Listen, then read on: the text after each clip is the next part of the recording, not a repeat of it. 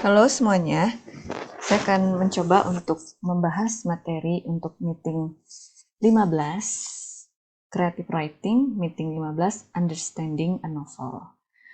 So we try to discuss and understand what is a novel. Okay, what is a novel? A novel can tackle multiple plots and themes with a variety of prominent characters. Jadi bedanya dengan cerpen adalah dia lebih memiliki plot yang kompleks ya dan mengangkat tema yang lebih rumit dibandingkan sebuah cerpen. There is not much difference between novel and short story. Novel are actually not much different from writing long diaries about our life or other people's life. The difference with a diary is that we take into account our reader apart from ourselves.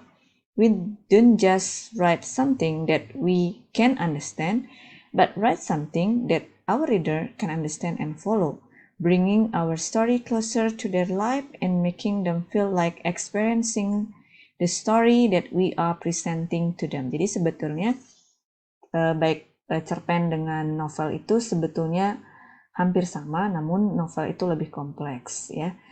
Dalam cerpen kita sebetulnya ya kita juga seperti secara sederhananya adalah menulis sebuah diary, namun pada saat kita menuliskan diary itu kita harus mempertimbangkan siapa pembaca kita, memastikan mereka dapat memahami apa yang kita ceritakan.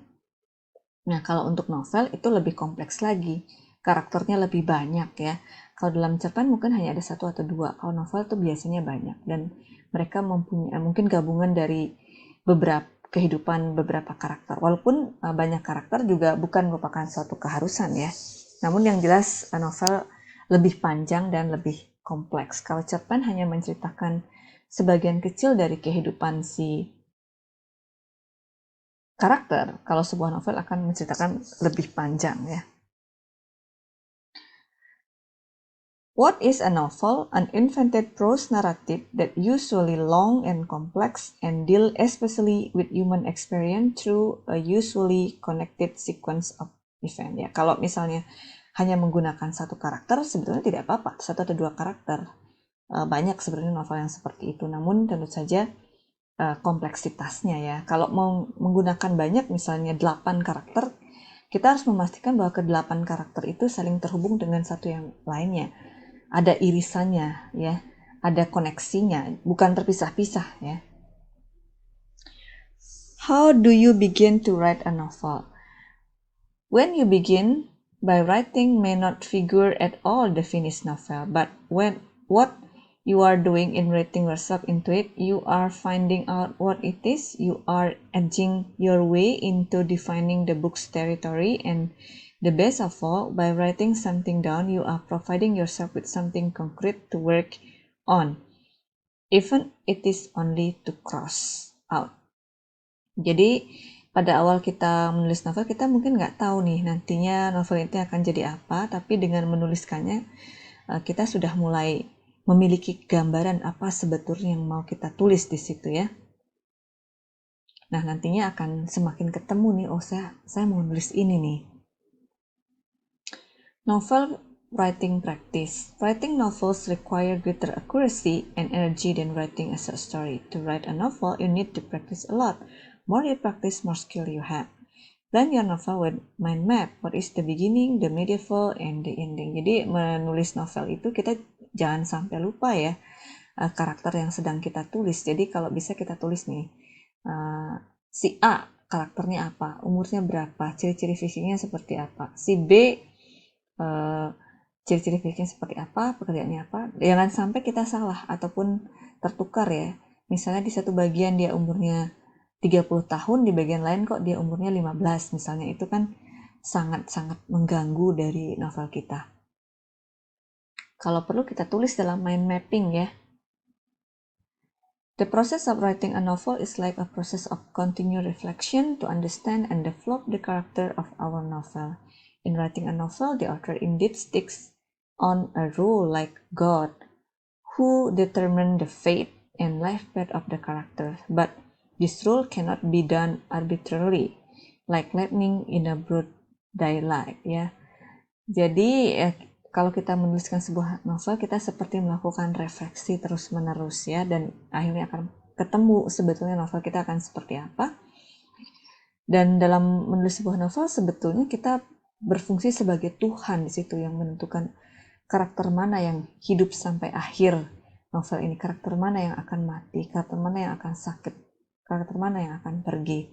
Tapi tentu saja kita tetap harus meyakinkan pembaca bahwa ini tidak asal ya, tidak seperti misalnya kadang kalau di sinetron kita lihat, oh tiba-tiba kecelakaan, oh tiba-tiba seperti ini. Kita harus memberikan sebuah deskripsi yang meyakinkan. Walaupun deskripsi yang meyakinkan itu bisa jadi adalah sebuah deskripsi yang sifatnya saintis ya. Dan misalnya orang yang bisa travel back to the past, misalnya orang yang bisa travel ke masa lalu atau yang bisa ke masa depan, gimana kita bisa meyakinkan bahwa itu memang bisa terjadi? Kita sampaikan teori-teorinya di situ dan sampaikan deskripsinya di situ.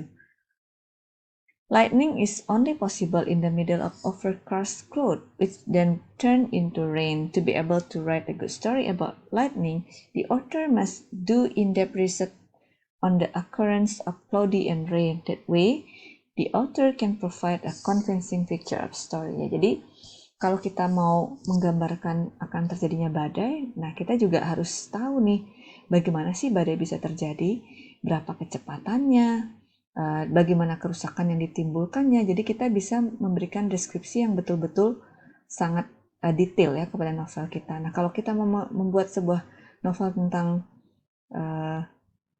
orang yang bisa ke masa lalu atau ke masa depan, nah apa teorinya? Pasti ada teori yang diambil secara fisika, seperti yang saya sebutkan tentang The Flash itu ya.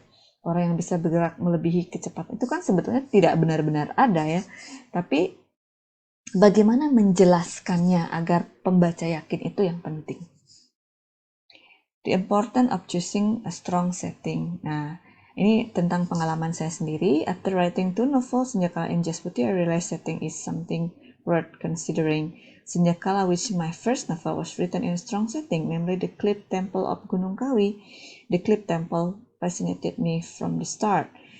And first write a novel, I was determined to write a novel set in the Cliff Temple of Mount Kawi.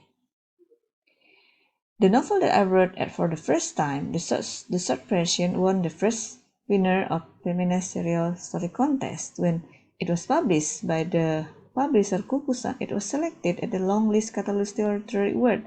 The strong setting was helped me to finish my first novel well, even though at the time I had a very little experience in writing. Of course, setting is not only the important component. Jadi, setting yang tepat itu sebetulnya, setting yang kuat itu bisa membantu kita memberikan sebuah gambaran yang detail, yang menarik, yang mungkin tidak dirasakan oleh pembaca di kehidupannya sehari-hari. Kalau kalian misalnya pergi ke luar negeri, nggak harus ke luar negeri atau suatu tempat di Indonesia ini, nah itu bisa menjadi setting yang baik ya, karena mungkin pembaca tidak akan menemukannya dalam kehidupan sehari-hari. Dengan setting yang kuat ini akan membantu kalian menulis deskripsi yang lebih menarik untuk novel kalian.